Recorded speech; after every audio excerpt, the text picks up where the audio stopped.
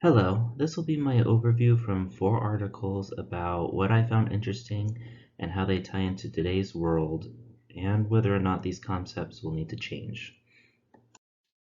I will be discussing items from the articles written by Goodnow, Taylor, Weber, and White. The first item I found interesting was from Goodnow's Politics and Administration article. It's page 29, bottom right corner of the page. Lack of harmony between the law and its execution results in political paralysis. A modern day example would be that in the city where I work, there's a law against any marijuana related businesses being based in the city. However, when it comes to online businesses, the city code enforcement department has no way of enforcing this portion of the law since we can't track down websites. Ultimately, this results in inaction. This concept of harmony between law and execution still applies today and should continue to do so, or there really isn't a point in having a political or administrative side of government. For my second article, I chose Frederick Taylor's Scientific Management. This passage is from page 37, second paragraph. It talks about the scientific selection and then the progressive development. This concept plays an important role in all jobs, public and private sector. Ultimately, training employees in the public sector will make them more valuable as they can pass down their knowledge to newer employees, creating this hierarchy of knowledge. Ultimately, this is needed in government, or this government will cease to function properly if no one's able to advance and gain more knowledge.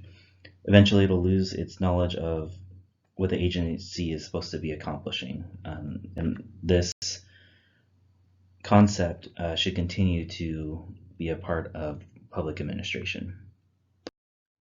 For the third article, I chose Max Weber's Bureaucracy. On the first paragraph of the first page, he writes, "There is a principle of fixed jurisdictional areas which are generally ordered by rules, that is, by laws or administrative regulations." This was interesting to me because it is very evident in our government right now, from the federal government all the way down to local level government like cities and counties. Each agency or department has strict guidelines of what they can and can't do, and they're not able to go outside of what is deemed their jurisdiction. I think this concept is one that has helped set up our system that we use today, and it shouldn't change as it provides a framework for our government. For my fourth article, I chose Leonard White's Introduction to the Study of Public Administration. On the first paragraph of the second page, he mentions that public administration is the management of men and materials in the accomplishments of the purposes of the state.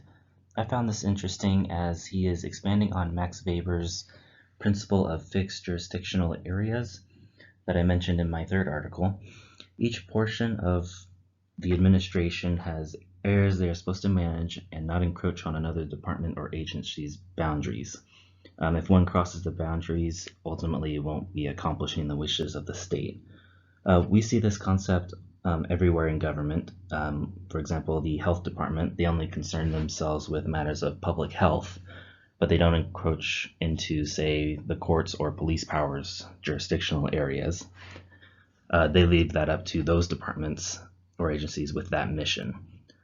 Ultimately, this concept is very much needed in our government as it creates responsibilities for different areas. I'm sure it could possibly need some change to better accomplish the wishes of the state. I'm not sure what those needs would be, but change is good.